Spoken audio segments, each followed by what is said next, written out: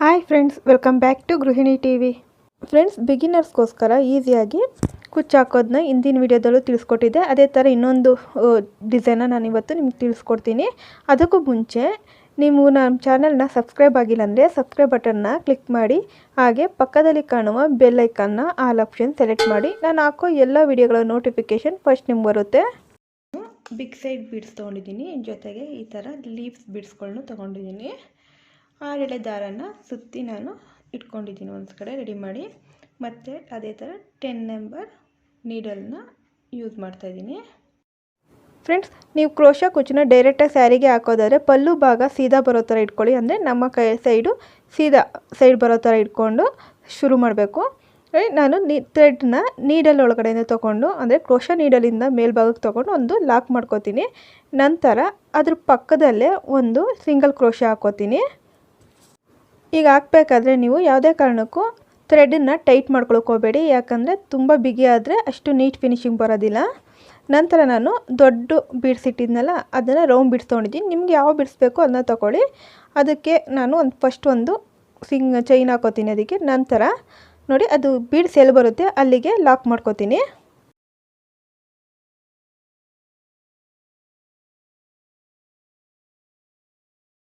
ಮತ್ತು ಪಕ್ಕದಲ್ಲಿ ಒಂದು ಸಿಂಗಲ್ ಕ್ರೋಶಾ ಹಾಕ್ಕೊಳ್ಳಿ.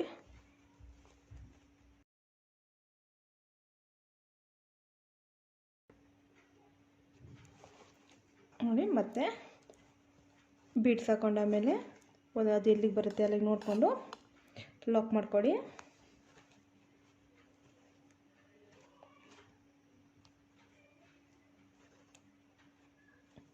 ಮತ್ತು ಒಂದು ಸಿಂಗಲ್ ಕ್ರೋಶಾ ಹಾಕ್ಕೊಳ್ಳಿ.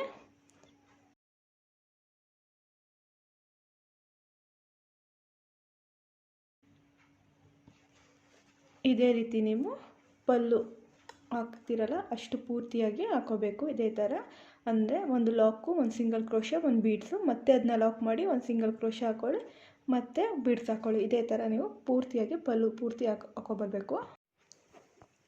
ಫ್ರೆಂಡ್ಸ್, ಈಗ ನೋಡಿ, ಈಗ ಹಾಕ್ಕೊಂಡಿದ್ದೀನಿ ಬೀಡ್ಸ್ಗಳನ್ನೆಲ್ಲ. ಈಗ ನಾವು ಇದನ್ನು ಟರ್ನ್ ಮಾಡ್ಕೋಬೇಕು. ಮತ್ತು ನಾನು ಎಲ್ಲ ನಾಟ್ನೂ ಕಟ್ ಮಾಡಿ ಇಲ್ಲಿ ಲಾಕ್ ಮಾಡ್ತಿದ್ದೆ ಅಲ್ವಾ, ನಾಟ್ ಮಾಡ್ಕೋತಿದ್ದೆ. ಆದರೆ ಇದರಲ್ಲಿ ನಾವೀಗ ಹಾಕೋದು ಒಳಭಾಗಕ್ಕೆ ಹೋಗೋದ್ರಿಂದ ನಾನು ಹೀಗೆ ಟರ್ನ್ ಮಾಡ್ಕೋತೀನಿ. ಈಗ 2 ಸಿಂಗಲ್ ಕ್ರೋಶಗಳ ಮಧ್ಯಭಾಗದಲ್ಲಿ ನಾನು ಇನ್ನೊಂದು ಸಿಂಗಲ್ ಕ್ರೋಶಾ ಹಾಕೋತೀನಿ. ಒಂದು ಸಿಂಗಲ್ ಕ್ರೋಶಾ ಹಾಕೊಂಡಾಮೇಲೆ ಈ ಬೀಡ್ ಸುತ್ತ ಎಷ್ಟು ಚೈನ್ ಬರುತ್ತೆ ಅಂತ ಚೈನ್ ಹಾಕೋಬೇಕು. ನಾನಿಲ್ಲಿ ಒಂದು 7 ಚೈನ್ ಹಾಕೋತೀನಿ.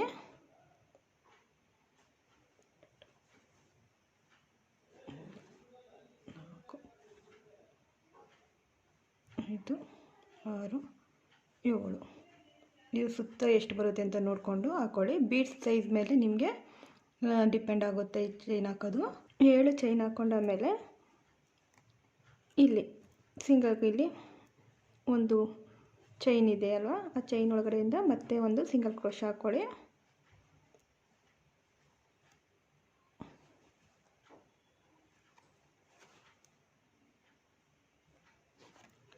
ಮತ್ತು 7 ಚೈನ್ ಹಾಕ್ಕೊಳ್ಳಿ. 2, 3, 4, 5, 6, 7 ಹಾಕ್ಕೊಂಡು ಮತ್ತೆ ಇಲ್ಲಿಗೆ ಲಾಕ್ ಮಾಡ್ಕೊಳ್ಳಿ.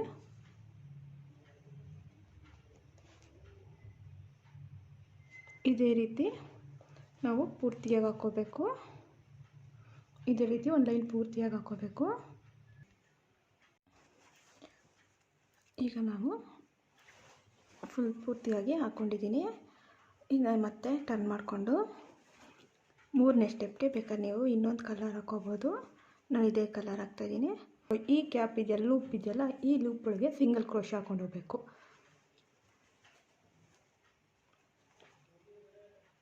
1, 2,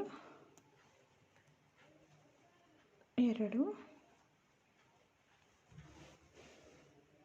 4,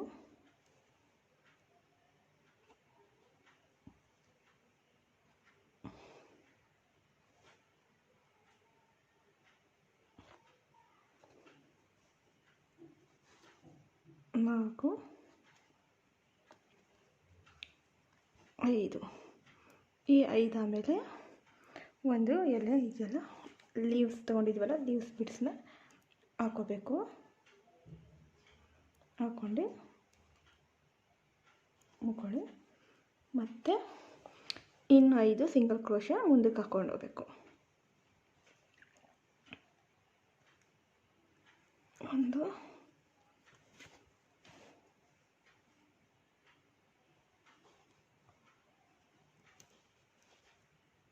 3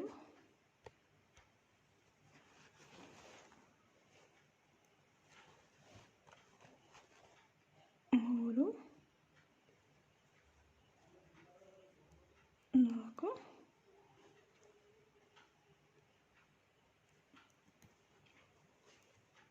5 ಈ ರೀತಿ ಹಾಕೊಂಡಾಮೇಲೆ ಮತ್ತೆ ಪಕ್ಕದ ಲೂಪ್ಗೆ ಡೈರೆಕ್ಟಾಗಿ ಮತ್ತೆ ಸಿಂಗಲ್ ಕ್ರೋಶೆ 5 ಸಿಂಗಲ್ ಕ್ರೋಶೆ ಹಾಕೋಬೇಕು ಪಕ್ಕದ ಲೂಪ್ಗೆ.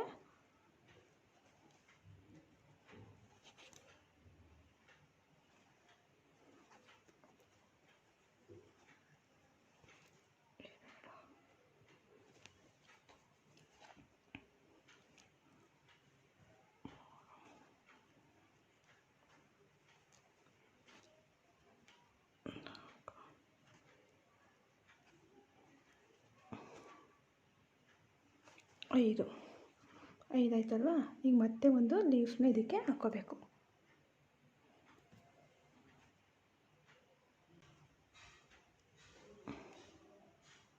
ಒಂದು ಇದೇ ರೀತಿ ಇದೊಂದು ಪೂರ್ತಿಯಾಗಿ ಹಾಕ್ಕೊಳ್ಳಿ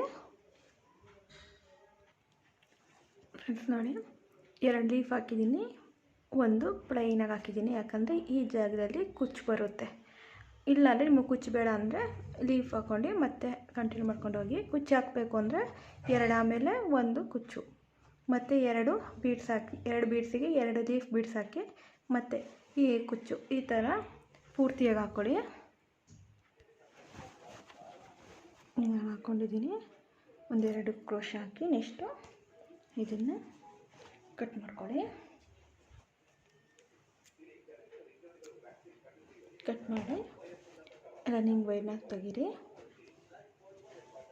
ಇಲ್ಲಿ ಒಂದು ನಾಟ್ ಹಾಕ್ಕೊಳ್ಳಿ.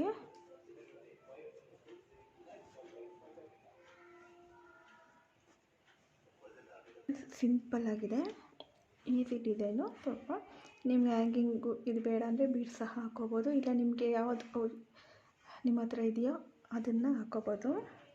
ಬೀಡ್ಸು ಅಷ್ಟೇ, ನಿಮಗೆ ಯಾವ ರೌಂಡ್ ಬೀಡ್ಸೆ ಅಂತಲ್ಲ, ಯಾವ ಬೀಡ್ಸ್ ಬೇಕು ಆ ಥರ ಬೀಡ್ಸ್ ಹಾಕ್ಕೊಳ್ಳಿ. ಸ್ವಲ್ಪ ದೊಡ್ಡ ಬೀಡ್ಸ್ ಹಾಕ್ಕೊಂಡ್ರೆ ಚೆನ್ನಾಗಿ ಕಾಣುತ್ತೆ. ಫ್ರೆಂಡ್ಸ್ ನಾನು ಇದಕ್ಕೆ ಕುಚ್ಚು ಹಾಕೋತೀನಿ. ಫ್ರೆಂಡ್ಸ್ ಕುಚ್ಚು ಹಾಕ್ದ ಮೇಲೆ ಈ ರೀತಿ ಕಾಣುತ್ತೆ. ಎಷ್ಟು ಚೆನ್ನಾಗಿ ಕಾಣ್ತಿದೆ ನೋಡಿ. ನಿಮಗೆ ಈ ವಿಡಿಯೋ ಇಷ್ಟ ಆದರೆ ವಿಡಿಯೋ ಕೆಳಗಡೆ ಇರೋ ಲೈಕ್ ಬಟನ್ನ ಕ್ಲಿಕ್ ಮಾಡಿ. ಹಾಗೆ ನಿಮ್ಮ ಅಭಿಪ್ರಾಯ ಅನಿಸಿಕೆಗಳನ್ನು ಕಮೆಂಟ್ ಮೂಲಕ ತಿಳಿಸಿ. ನೀವಿನ್ನೂ ನಮ್ಮ ಚಾನೆಲ್ನ ಸಬ್ಸ್ಕ್ರೈಬ್ ಆಗಿಲ್ಲ ಅಂದರೆ ಸಬ್ಸ್ಕ್ರೈಬ್ ಬಟನ್ನ ಕ್ಲಿಕ್ ಮಾಡಿ. ಮತ್ತೊಂದು ವಿಡಿಯೋದಲ್ಲಿ ಮತ್ತೆ ಸಿಗ್ತೀನಿ. ಅಲ್ಲಿವರೆಗೂ ಥ್ಯಾಂಕ್ ಯು ಆ್ಯಂಡ್ ಬಾಯ್.